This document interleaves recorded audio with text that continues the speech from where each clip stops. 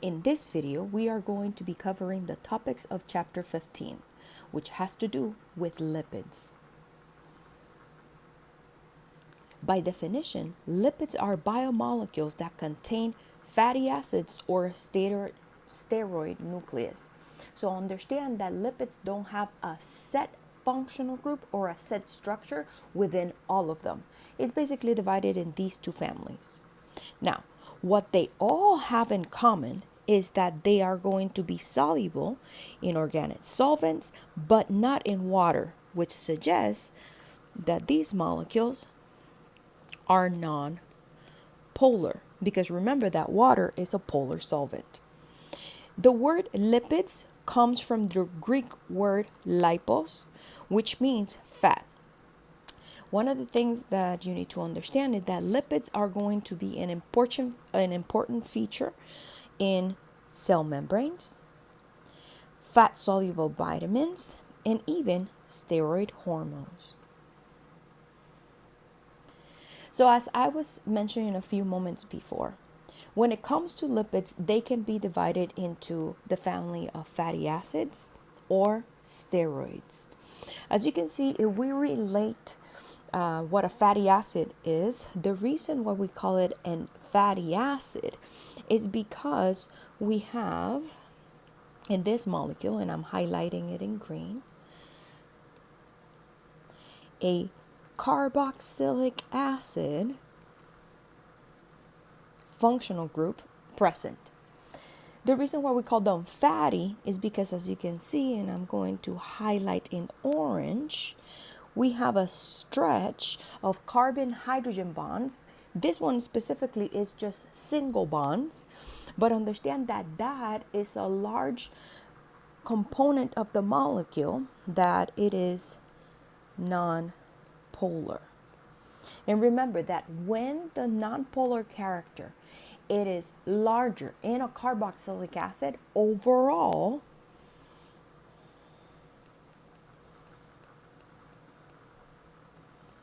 the molecule is non-polar. And again, it's because of that large non-polar character that I highlighted in orange. When we look at steroids, understand that this is going to have a very specific connectivity of different cyclic systems. It's going to have a 6-member ring bonded to another 6-member ring, bonded to another 6-member ring, bonded to a 5-member ring, and they need to be attached in that manner. Now, the first part of this video, we are going to be focusing in talking about fatty acids, and specifically from the fatty acid families, we are going to be talking about waxes, triacylglycerols, glycerophospholipids, and sphingolipids. One of the things that I want to introduce early on in this video is that please pay attention to the type of functional groups that are going to be linking these motifs together. In this figure, we only have in boxes and words the different components for each one of these molecules that are part of the fatty acid family. Remember, they're considered lipids at the end of the day. And as we progress in these lectures, I want you to pay attention to the type of functional groups that are going to be linking these units together. As I mentioned before, when it comes to lipids, they are naturally occurring compounds that, again, remember that even though all of them are going to be non-polar in essence, and we're going to see some examples that there is polarity characters in them, they are going to be soluble in organic solvents, but not in water. So let's start first discussing the family of fatty acids. So as you can see, when it comes to fatty acids, they are long on branch carbon chains with a carboxylic acid group. So again, let's pay attention to those functional groups. I'm going to start highlighting them to make it a little bit more straightforward for you to remember the functional groups that are present. They are typically 12 to 18 carbon atoms long. There are fatty acids that are longer than that, but we are not going to be discussing them in chapter 15. As we mentioned before, one of the characteristics when it comes to these molecules is that they are insoluble in water.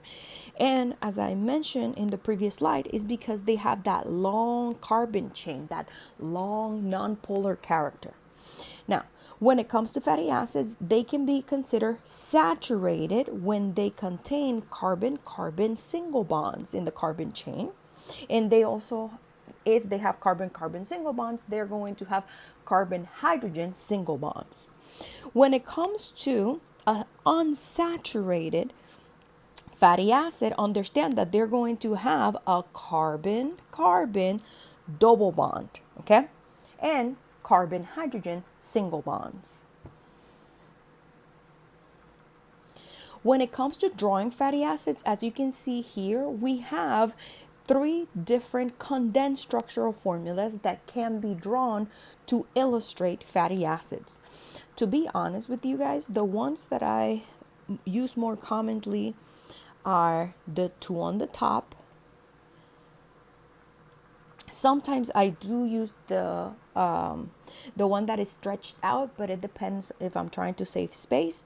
And I use the skeletal. But be familiar with all the different ways in which we can draw them. As you can see here, this is specifically is lauric acid.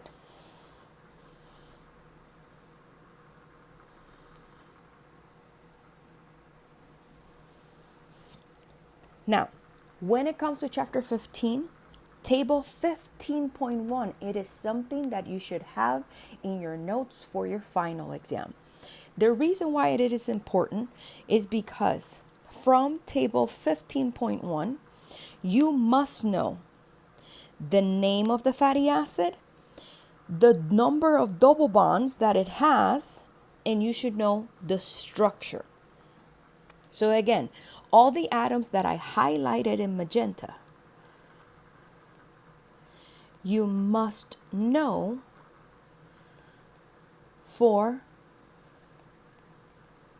the final exam. So make sure that you have the information in table 15.1 you have access to it for when you're taking the final exam. Now, table 15.1 is actually much longer, and I divided it into 2 slides. So as you can see, the first part of table 15.1 is going to give you the structures of saturated fatty acids. And again, if they're saturated fatty acids, then they're going to have carbon-carbon single bonds. Again, that does not include the carbon that is part of the carboxylic acid motif. I'm just highlighting that tail. So out of the different saturated fatty acids that we have lauric acid with 12 carbons, myristic acid with 14 carbons, palmitic acid with 16 carbons, and stearic acid with 18 carbons. Okay, for those of you that actually enjoy utilizing and consuming coconut oil, understand that the body does not know, oh, this is coconut. When you are consuming coconut oil, what you're putting into your body, so lauric acid is in coconut oil, as you can see.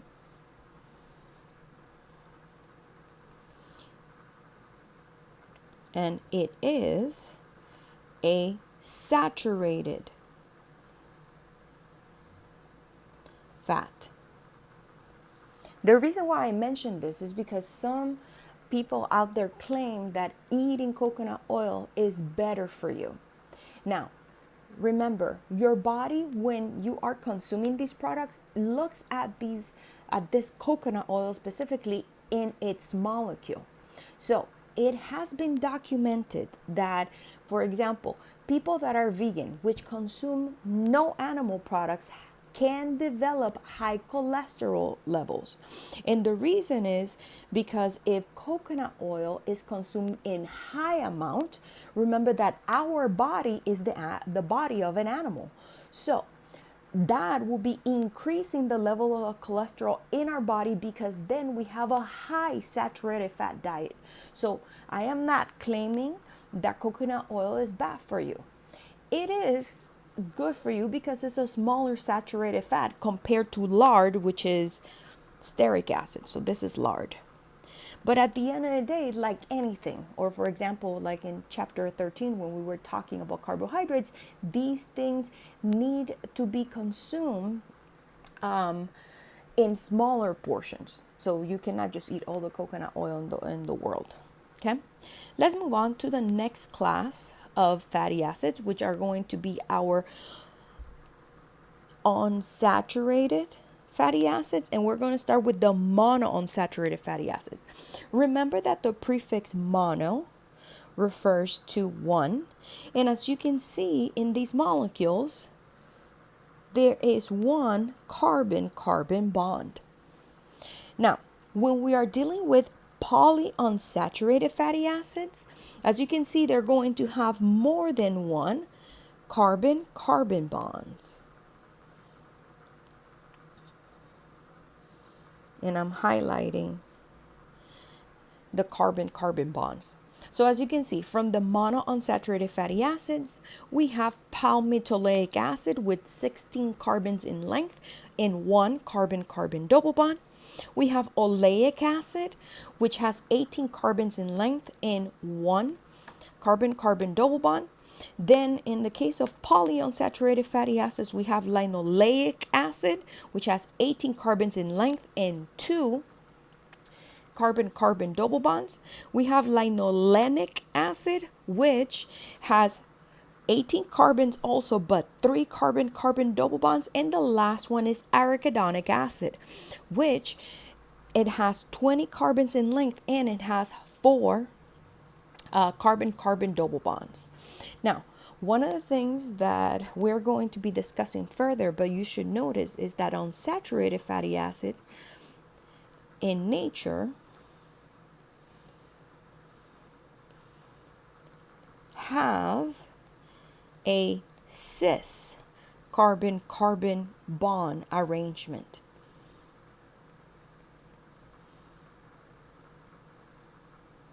So we're going to see later in the chapter how trans fat, and the reason why they're bad for you is because they're hardly ever found in nature. When these fatty acids were created, the cis conformation is the one that we can manage better. So, as I just mentioned, when it comes to cis versus trans in terms of the unsaturated fatty acids, here we have an example of oleic acid. On the left side of the slide, we have cis oleic acid, okay? And you can see this because the highs and the lows are on the same side. So remember that we learned how to do highs and lows, and this is a low priority, this is a high priority group, this is a low priority, this is a high priority group. Again, the highs and the lows are on the same side, so that's why this molecule is cis. When it comes to trans, again, this is a low priority group, this is a high priority group, let me erase that, that's incorrect. This is a high priority group, this is a low priority group. So as you can see, when we read left to right, we see the highs and lows in different areas, so that's why it's trans. So as I just mentioned, almost all naturally occurring unsaturated fatty acids have one or more cis double bonds, and if you want to double check that, you can look at slide number 7, which has the structures for the monounsaturated fatty acids and the polyunsaturated fatty acids. Now, When it comes to fatty acids, similar to what we have in the amino acids, there are a number of fatty acids that are called essential fatty acids. And these essential fatty acids, it's because we cannot synthesize them in sufficient amounts, okay, in our body. So, which one are the essential fatty acids? They are going to be the ones that are polyunsaturated fatty acids. So, linoleic acid, linolenic acid, arachidonic acid, they must be obtained from our diet. And because they must be obtained from our diet, that's what makes them essential fatty acids. Now let's look at the properties of saturated fatty acids versus unsaturated fatty acids. So here we have the example of stearic acid and oleic acid. So when it comes to stearic acid, this is a saturated fatty acid.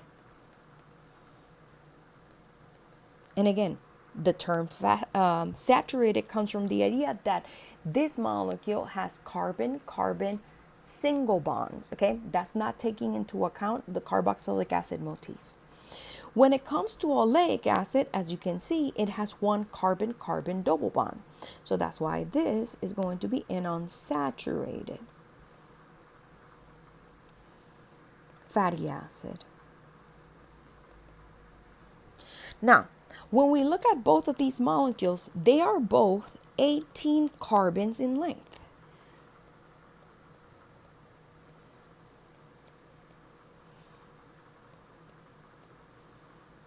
But when we look at their physical properties, we notice that there's a very striking difference between stearic acid melting point and oleic acid melting points. Now, as you can see, stearic acid is going to have a higher melting point compared to oleic acid.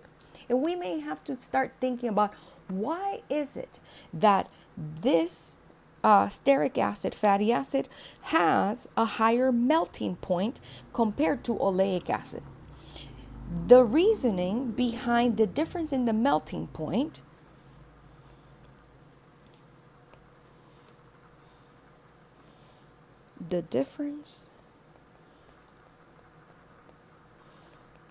melting points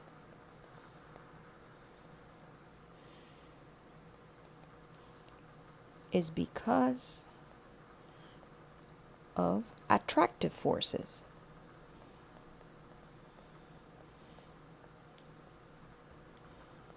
Okay, these two molecules are both nonpolar overall. So both of them are going to have dispersion forces. So stearic acid has dispersion forces. Oleic acid has dispersion forces. Because remember that they both are overall nonpolar. Now, the dispersion forces that are present in stearic acid are going to be higher. Because one of the things that these carbon-carbon single bonds can do is that they can stack together. And because these carbon-carbon single bonds that are in the tail can stack together, that's what gives it a higher level of dispersion forces. So the reason why we have here these chips representing the different fatty acids, it's not because these fatty acids are present in potato chips, is to use them as an analogy. So in stearic acid, the different fatty acids in the molecule can stack. So stearic acid molecule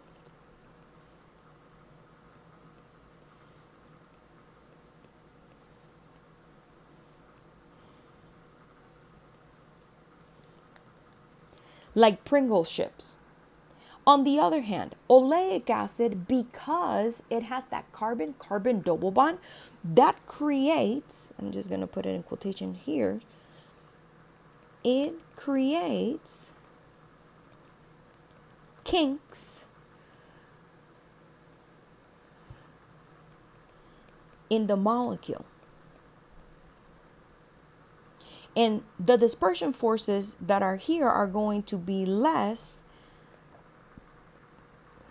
than the ones observed in saturated fatty acid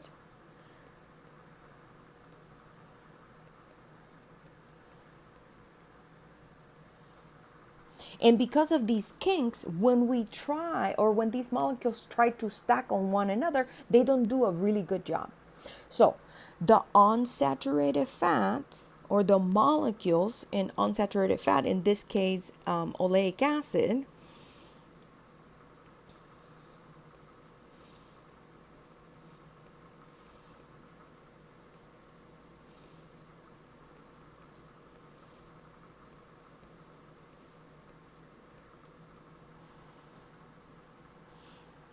so in oleic acid molecules, because they cannot stack well, it's kind of like having a bunch of Lay's chips coming together. You cannot really make a tower with them. And that is the difference between why we have observations of different melting points when we're comparing saturated fatty acids to unsaturated fatty acids. One of the things that we should take into consideration when it comes to fatty acids is that fatty acids can also be acting in pathways that are signals for things like fever and inflammation. So understand that the molecules, specifically prostaglandins, are a hormone-like substance that is produced in cells. They are known as eicosanoids because they are formed from arachidonic acid. And the prefix eiko actually means 20. Okay? Now, understand that when tissues are injured, arachidonic acid is converted to prostaglandins to produce inflammation or pain in the area. Analgesics actually block the conversion of arachidonic acid to prostaglandins. And this is what a prostaglandin looks like.